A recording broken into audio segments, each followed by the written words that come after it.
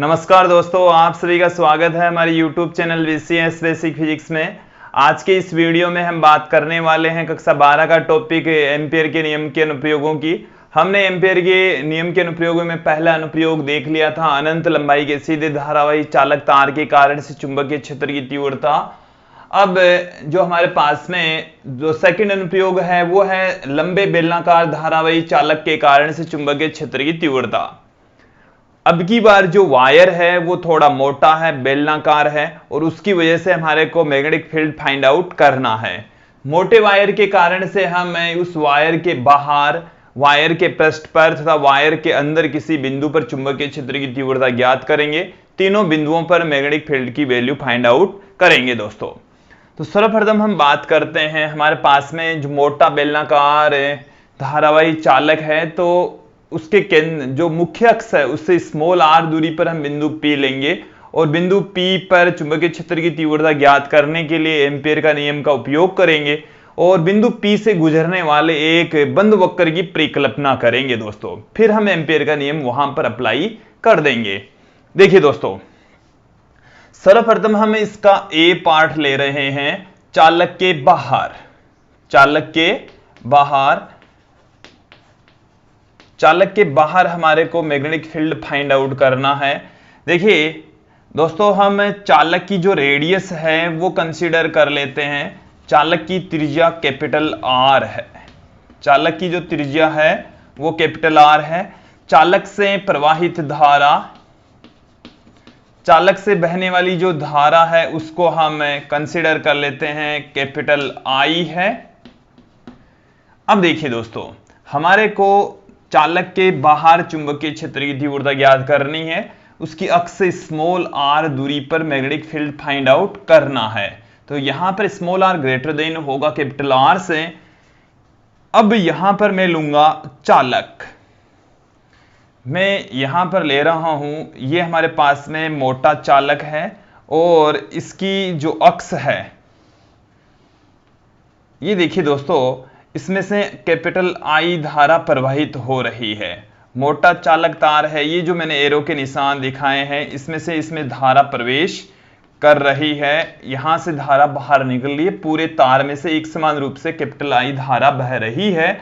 और जो तार है उसकी जो अक्ष है, बेलन की अक्ष कह सकते हैं, जो बेलनाकार वायर है उससे स्मॉल r दूरी पर ये आपके पास में एक बिंदु P स्थित है जिस पर हमारे को चुंबकीय क्षेत्र की तीव्रता ज्ञात करनी है। बिंदु P पर चुंबकीय क्षेत्र की तीव्रता ज्ञात करने के लिए हम बिंदु P से गुजरने वाले एक वृत्ताकार बंद पृष्ठ की परिकल्पना करते हैं।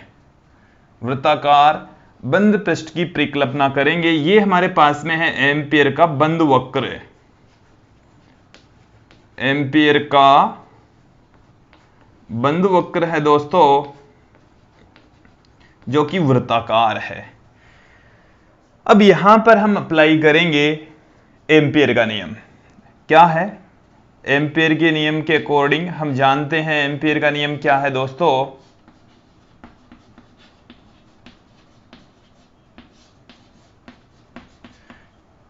कि चुंबकीय क्षेत्र का बंद रेखा समाकलन, चुंबकीय क्षेत्र है उसका बंद रेखा समाकलन बराबर होता है बंद वक्र में से गुजरने वाली कुल धाराओं का μ0 गुणा। ये एम्पियर के नियम का गणितीय रूप है। हम यहां पर डॉट हटा देंगे, दोनों के बीच का एंगल लगा देंगे। उसके लिए हमारे को ये समझना है कि ये जो धारावाही चालक है उसमें से धारा नीचे से ऊपर की ओर बह रही है। तो बिंदु P पर हम अल्पांश लंबाई वाला एक अल्पांश ले लिया है dl। यहां पर मैग्नेटिक फील्ड होगा बोर्ड के तल के लंबवत अंदर की ओर। ये जो चुंबकीय क्षेत्र की तीव्रता उसकी डायरेक्शन है, मैंने यहां पर दक्षिण हस्त अंगुष्ठ नियम, दाहिने हाथ के अंगूठे के नियम की सहायता से फाइंड आउट की है। चालक में से बहने वाली धारा ऊपर की ओर, तो अंगुलियों की ओर चुंबकीय क्षेत्र की दिशा होगी, जो कि यहां पर बोर्ड के तल के लंबवत अंदर की ओर है दोस्तों। उसको आप क्रॉस के निशान से भी दिखा सकते हैं। तो यहां पर आप देखिए BDL, डॉट हटाया तो cos थीटा लगा देंगे। हमारे को इस स्थान पर समेशन I थीटा की वैल्यू फाइंड आउट करनी है। ये जो बंद वक्र है वो इस चालक की अक्ष से एक समान दूरी पर है, तो हम कह सकते हैं कि पूरे जो संपूर्ण बंद वक्र है उस पर मैग्नेटिक फील्ड का मान एक समान रहता है। इसका अर्थ ये हुआ कि यहाँ पर बंद वक्र पर चुंबकीय क्षेत्र है वो कांस्टेंट की भांति कार्य करता है। यदि ये कांस्टेंट की भांति कार्य करता है तो इसको आप इंटीग्रेशन से बाहर पुट कर देंगे। यहाँ पर जो थीटा है उसकी वैल्यू है 0 डिग्री, क्योंकि जो dl है वो भी उसी डायरेक्शन में, b है वो भी उसी डायरेक्शन में, दोनों के बीच का जो एंगल है वो है 0। यहाँ पर समेशन आई की बात करें तो इस बंद वक्र में से गुजरने वाली कुल धारा, केवल एक चालक है उसमें से गुजरने वाली धारा I है, तो इसमें से समेशन आई की वैल्यू कैपिटल I के इक्वल होगी दोस्तों। तो देखिए यहां पर क्या निकल कर आएगा आपके पास में, इंटीग्रेशन b dl cos 0 बराबर होगा म्यू 0 समेशन I के, क्योंकि यहां पर थीटा बराबर तो क्या है, थीटा बराबर है 0 डिग्री और समेशन I का मान अभी हम पुट कर देंगे जो कि I के इक्वल है। b यहां पर कांस्टेंट की भांति कार्य कर रहा है, इसको इंटीग्रेशन से बाहर पुट कर देंगे। dl अंदर है गया है म्यू 0 I आ गया है, cos 0 की वैल्यू 1 हो गई है दोस्तों। समेशन I की वैल्यू यहां पर I है। एक बार फिर से देख लेंगे, जो बंद वक्र है उसमें से केवल ये बेलनाकार चालक गुजर रहा है, उसमें से I धारा बह रही है, तो समेशन I की वैल्यू I के इक्वल है। यहां पर जो हमारे पास में बंद वक्र है उस बंद वक्र की जो इंटीग्रेशन करेंगे तो L आ जाएगा, और L की जो वैल्यू है वो है इस बंद वक्र की लंबाई, जो कि इस वृत्ताकार पथ की परिधि के बराबर होगी, जो कि 2 पाई r होगी। यदि इसकी रेडियस r है तो 2 पाई r इसकी रेडियस हो जाएगी दोस्तों। तो यहां पर उठाकर हम इस बंद समाकलन dl की वैल्यू पुट कर देंगे 2 pi small r mu 0 I। b बराबर यहां पर क्या निकल कर आ रहा है, mu 0 I upon 2 pi r। ये हमारे पास में चुंबकीय क्षेत्र की तीव्रता का सूत्र आ गया है। ये वही फॉर्मूला है जो किसी सीधे अनंत लंबे चालक तार के कारण से उत्पन्न चुंबकीय क्षेत्र की तीव्रता का सूत्र होता है। यहां पर स्पष्ट है कि जो चुंबकीय क्षेत्र की तीव्रता है वो धारा के समानुपाती तथा दूरी के व्युत्क्रमानुपाती होती है। अब हम चालक के पृष्ठ पर चुंबकीय क्षेत्र की तीव्रता ज्ञात करेंगे। बी पार्ट हम यहां पर ले रहे हैं, चालक के पृष्ठ पर, चालक के पृष्ठ पर चुंबकीय क्षेत्र की तीव्रता। चालक के पृष्ठ पर हम स्मॉल r और कैपिटल R को इक्वल लेकर चलेंगे, बराबर ही होते हैं। अब की बार आपके पास में जो चालक है, ये हमारे पास में चालक है दोस्तों, और इसमें से I धारा बह रही है। यह आपके पास में बिंदु O है, जिससे स्मॉल r दूरी पर इसके पृष्ठ पर बिंदु P है, जिस पर चुंबकीय क्षेत्र की तीव्रता ज्ञात करनी है। इसमें से पूरे वायर में से I धारा बह रही है। पूरे वायर में से कितनी धारा बह रही है, I धारा बह रही है। आप ऐसा कर सकते हैं कि जो समीकरण 1 है उसमें स्मॉल r के स्थान पर कैपिटल R पुट कर देंगे, तो हमारे पास में जो मैग्नेटिक फील्ड है बिंदु P पर वो फाइंड आउट हो जाएगी। अन्यथा आप उसी प्रकार से ही जो एम्पियर के बंद वक्र का निर्माण करके सिमिलर तरीके से फाइंड आउट करेंगे। केवल इसमें और इसमें डिफरेंस इतना ही आएगा कि जो बंद वक्र है उसकी लंबाई बदल जाएगी। अब की बार जो स्मॉल r है वो इस बेलन की रेडियस के तुल्य ही है, कैपिटल R के इक्वल है। तो यहां पर 2 पाई r के स्थान पर कैपिटल R आ जाएगा, इधर भी कैपिटल R आ जाएगा। आप इसको ऐसे भी कर सकते हैं कि समीकरण 1 में स्मॉल r के स्थान पर कैपिटल R पुट कर सकते हैं। तो देखिए दोस्तों, समीकरण 1 में स्मॉल r बराबर कैपिटल R रखने पर, कैपिटल R रख देंगे तो आपके पास में b की जो वैल्यू है पृष्ठ पर आ जाएगी mu 0 I upon 2 pi capital R। ये हमारे पास में ये जो चालक है उसके पृष्ठ पर, धारावाही चालक के पृष्ठ पर चुंबकीय क्षेत्र की तीव्रता का फॉर्मूला आ गया, सूत्र आ गया है। अब देखेंगे दोस्तों हम चालक के अंदर चुंबकीय क्षेत्र की तीव्रता कितनी होती है। पार्ट अब यहाँ पर हम देख रहे हैं सी पार्ट, चालक के अंदर चुंबकीय क्षेत्र की तीव्रता इस स्थिति में जो स्मॉल r है वो छोटा रहेगा कैपिटल R से। यहाँ पर हमें चुंबकीय क्षेत्र की तीव्रता चालक के अंदर ज्ञात करनी है। ये हमने चालक लिया है दोस्तों, ये हमारे पास में धारावाही चालक है। समझने के लिए थोड़ा सा और बड़ा करके हमने यहाँ पर आप लोगों को दिखाया है। ये इसमें से I धारा बह रही है पूरे चालक में से ही। ये चालक की मुख्य अक्ष है, जो बेलन है उसकी मुख्य अक्ष है। इसके मुख्य अक्ष के बिंदु O से स्मॉल r दूरी पर यह बिंदु P स्थित है, जिस पर हमारे को चुंबकीय क्षेत्र की तीव्रता ज्ञात करनी है। बिंदु P पर चुंबकीय क्षेत्र की तीव्रता ज्ञात करने के लिए बिंदु P से गुजरने वाले बंद एम्पीयर के पथ की परिकल्पना करेंगे।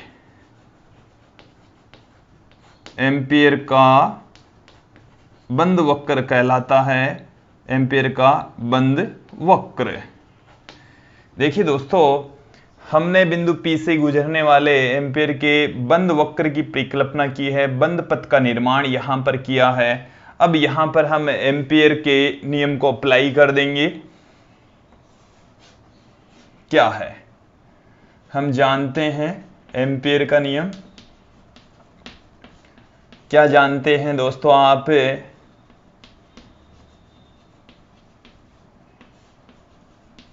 एम्पीयर का नियम, एम्पीयर का नियम यह है हमारे पास में चुंबकीय क्षेत्र का बंद रेखा समाकलन, ये बराबर होता है बंद वक्र में से गुजरने वाली कुल धाराओं का म्यू जीरो गुणा।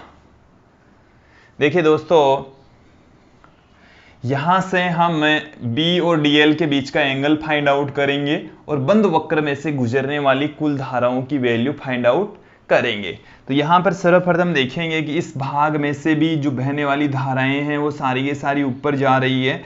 तो इस स्थिति में भी मैग्नेटिक फील्ड इधर होगा, जो अल्पांश है उसकी डायरेक्शन भी उधर ही होगी, दोनों एक ही दिशा में होंगे।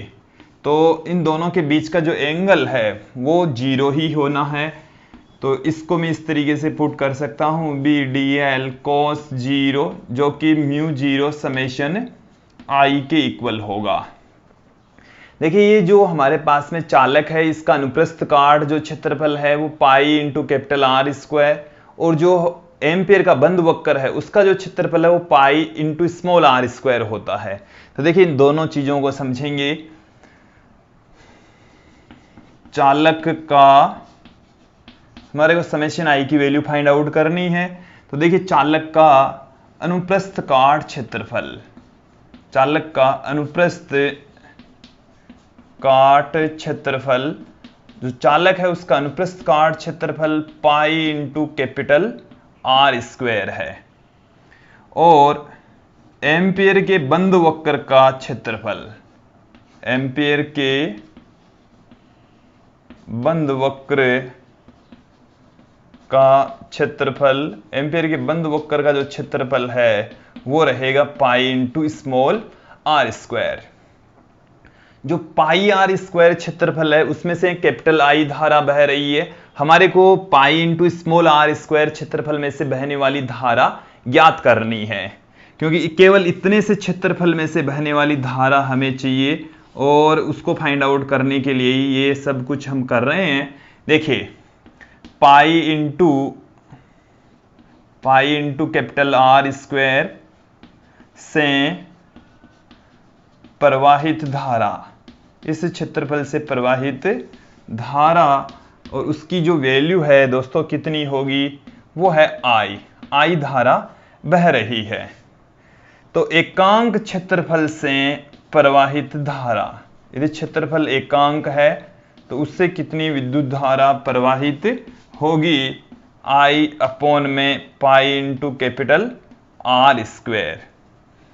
हमारे को चाहिए कि इस क्षेत्रफल से कितनी धारा बह रही है, तो पाई इंटू स्मॉल r स्क्वायर से प्रवाहित धारा, इतने क्षेत्रफल से प्रवाहित धारा क्या होगी, और वही जो धारा है वो है समेशन आई।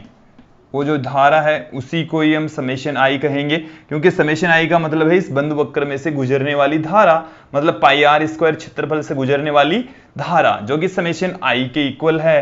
तो इसको आप क्या कर देंगे, आई अपॉन में pi into capital R square into pi into small R square, ये हमारे पास में आ गया है समेशन आई की वैल्यू। जो समेशन आई है उसको हम इस तरीके से भी पुट कर सकते हैं दोस्तों, I upon pi into capital R square into pi into small R square, pi से पाई कैंसिल हो गया, I into small R square बट्टे में कैपिटल आर स्क्वायर। यहां से आप अब देखेंगे दोस्तों कि जो b है वो इंटीग्रेशन से बाहर रखा जा सकता है, dl हमारे पास में यहां पर रह गया है, cos जीरो की वैल्यू 1 हो गई है, म्यू जीरो, समेशन आई का मान हमने अभी फाइंड आउट कर लिया है, I into R square upon capital R square. यहां पर जो बंद वक्र की लंबाई है वो है 2 पाई आर,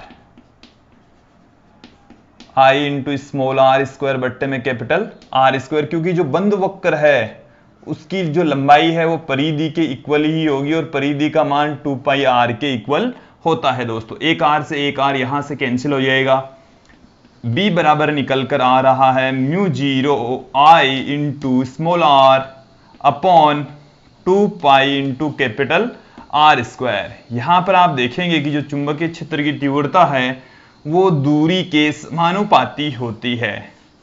तो देखिए दोस्तों, ये हमारे पास में थी किसी धारावाही चालक के अंदर चुंबकीय क्षेत्र की तीव्रता का व्यंजक। अब दोस्तों हम यहां पर देखेंगे एक ग्राफ। ये जो ग्राफ हम बना रहे हैं वो चुंबकीय क्षेत्र की तीव्रता b तथा दूरी के मध्य खींचा जाएगा।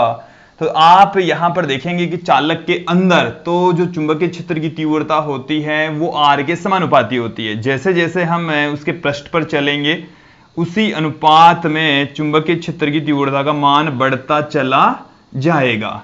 फिर उसके पश्चात जो चुंबकीय क्षेत्र की तीव्रता है दोस्तों वो व्युत्क्रमानुपाती होती है, इस तरीके से घटती चली जाएगी।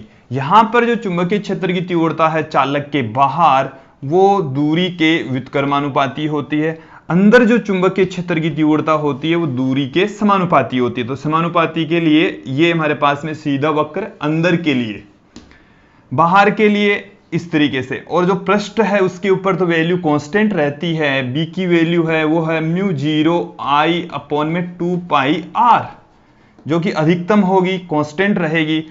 अब यहां से इस ग्राफ से देखेंगे कि जो आपके पास में धारावाही चालक बेलन है उसके अक्ष के ऊपर चुंबकीय क्षेत्र की तीव्रता शून्य होती है। तो धारावाही चालक की अक्ष पर, मतलब इस बिंदु के ऊपर यदि चुंबकीय क्षेत्र की तीव्रता की बात करें तो यहां पर चुंबकीय क्षेत्र की तीव्रता 0 होगी।